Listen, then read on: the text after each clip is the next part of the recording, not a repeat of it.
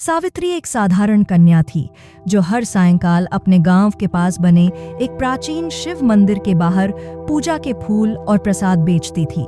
उसका छोटा सा ठेला रंग बिरंगे फूलों, अगरबत्तियों और प्रसाद की थालियों से सजा रहता। मंदिर में आने वाले भक्त उसकी सादगी और मधुर स्वभाव की प्रशंसा करते।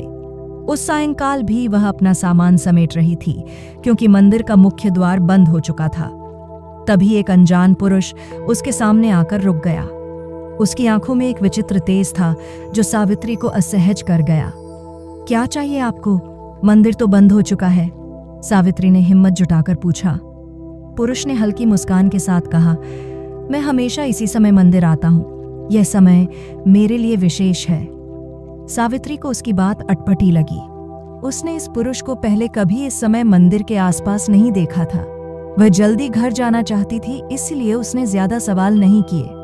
पुरुष ने एक फूलों की माला मांगी और जब उसने पैसे देने की कोशिश की तो सावित्री ने मना कर दिया। कोई बात नहीं, ये ले लीजिए, कहकर वह जल्दी जल्दी वहां से निकल पड़ी।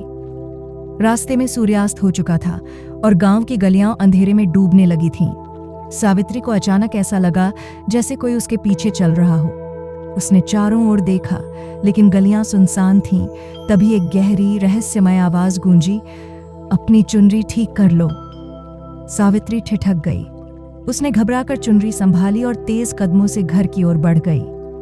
घर पहुंचते ही उसने दरवाजा जोर से खटखटाया। उसकी माँ विमला ने दरवाजा खोला और उसका डरा हुआ चेहरा देखकर चिंतित हो गई।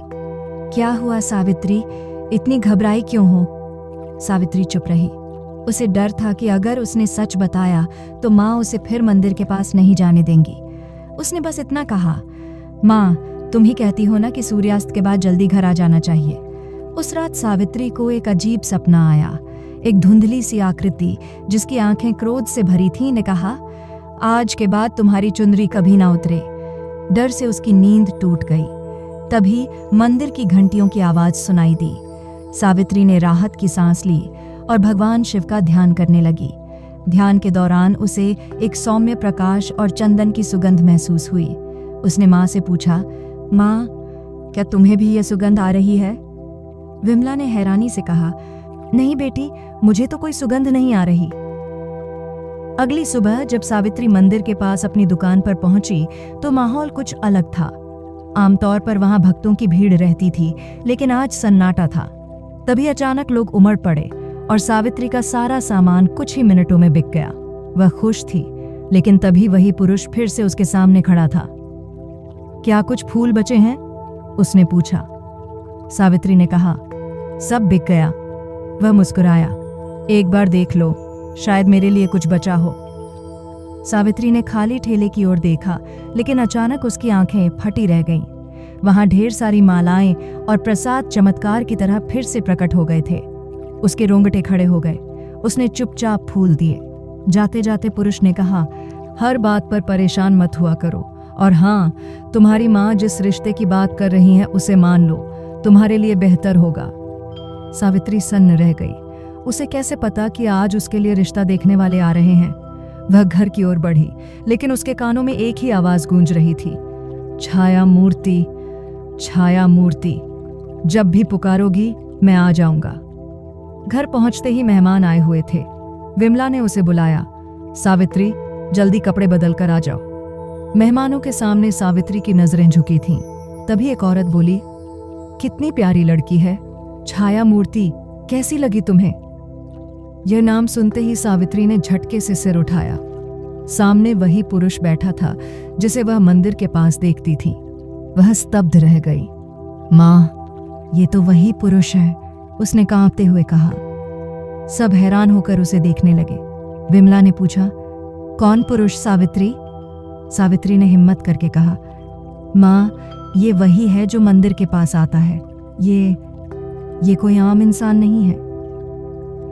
पुरुष, जिसका नाम छाया मूर्ति था, मुस्कुराया और बोला, सावित्री, अब तो तुम मुझे पहचान ही गई हो। मैं वही हूं जो तुम्हारी हर पुकार पर आएगा। सावित्री का दिल जोर जोर से धड़कने लगा। उसने पूछा, तुम हो कौन और मेरे पीछे क्यों पड़े हो? छाया मूर्ति ने उसकी आंखों में देखकर कहा, मैं एक यक्ष हूँ और तुमसे प्रेम करता हूँ। तुम्हारी सादगी, तुम्हारा भक्ति भाव, तुम्हारा साहस, यही सब मुझे तुम्हारी ओर खींच लाया। विमला और मेहमान चौंक गए। विमला ने गुस्से में कहा, सावित्री, ये क्या बकवास कर रही हो? ये तो रिश्ते की बात करने आए हैं। लेकिन सावित्री का डर बढ़ता जा रहा था। उसने कहा, माँ, ये सच है, ये कोई इंसान नहीं है। छायामूर्ति ने शांत स्वर में कहा, मैं तुम्हें नुकसान नहीं पहुंचाऊंगा सावित्री, बस तुमसे एक वादा चाहता हूं, मेरे लोक में मेरे साथ चलो। सावित्री ने साफ मना कर दिया, मैं किसी यक्ष से विवाह नहीं कर सकती। मैं एक इंसान हूं और इंसान के साथ ही रहना चाहती हूं। छायामूर्ति का चेहरा क्रोध से लाल हो गया। उसने कहा, तुम्हारी इच्छा के विरुद्ध मैं कुछ नहीं करूंगा, लेकिन याद रखो, मैं हमेशा तुम्हारे आसपास रहूंगा। इतना कहकर वह धुंध की तरह गायब हो गया। सावित्री घबराकर अपनी मां से लिपट गई। विमला ने उसे चुप कराया और कहा, हम किसी पंडित जी से बात करेंगे। अगली सुबह वे गांव के मंदिर में पंडित जी के पास गईं। सावित्री ने सारी बात बताई। पंडित जी ने गंभीरता से सुना और बोले, यह कोई दुष्ट आत्मा नहीं है, लेकिन फिर भी सावधानी बरतनी होगी। तुम 7 दिन तक सूर्योदय से पहले भगवान शिव का ध्यान करो और शिव तांडव स्तोत्र का पाठ करो। हर सुबह एक तांबे के लोटे में जल रखना और पाठ के बाद शिव जी का नाम लेकर उसे पी लेना। सावित्री वैसा ही किया। 7वें दिन उसे एक स्वप्न आया। छायामूर्ति फिर से सामने था, लेकिन इस बार उसका लहजा नरम था। सावित्री, तुम्हारी भक्ति ने मुझे जीत लिया। मैं तुम्हें मुक्त कर रहा हूं, लेकिन अगर कभी तुम्हें मेरी आवश्यकता पड़े तो मंदिर के पास उस प्राचीन पीपल के पेड़ के नीचे एक पीला फूल रख देना। मैं आ जाऊंगा। सावित्री की नींद खुली। उसे एक अजीब सा सुकून महसूस हुआ। उसने मां को सारी बात बताई। विमला ने कहा, चलो पंडित जी से पूछते हैं। पंडित जी ने कहा, वह एक नेक यक्ष था, उसने तुम्हें नुकसान नहीं पहुंचाया, लेकिन अपनी भक्ति कभी मत छोड़ना। हर सोमवार को शिव तांडव स्तोत्र का पाठ कर लिया करो, इससे तुम्हारी रक्षा होगी। सावित्री अब समझ चुकी थी कि उसकी शक्ति उसकी भक्ति और भगवान शिव पर विश्वास में है। उसने तय किया कि वह अपनी जिंदगी सादगी और धर्म के साथ जिएगी और कभी भी डर को अपने ऊपर हावी नहीं होने देगी। नैतिक शिक्षा, सच्चाई, भक्ति और नेक नियत हर मुश्किल से निकाल सकती है। डर को अपने ऊपर हावी न होने दें और हमेशा अपने ईश्वर पर भरोसा रखें।